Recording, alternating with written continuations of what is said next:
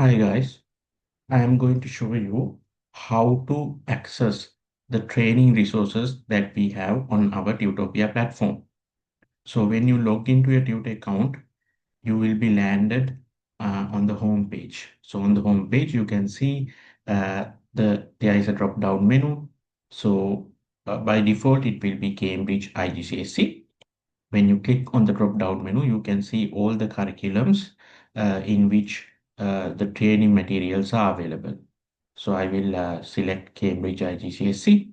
Then after that, I need to scroll down a little bit. Then you can see under all subjects, uh, there will be a set of subjects where there are resources available. So we have mathematics, biology, chemistry like that. And also we have French, German, and some of the languages as well. So I will click on this mathematics, and then it will take me to the resources. So there will be slides here under resources. There will be videos, practice questions, quiz, and also past papers. Also, you can discover these materials by topic as well. So the topics are listed down here, and you can also do some quiz and test your skills.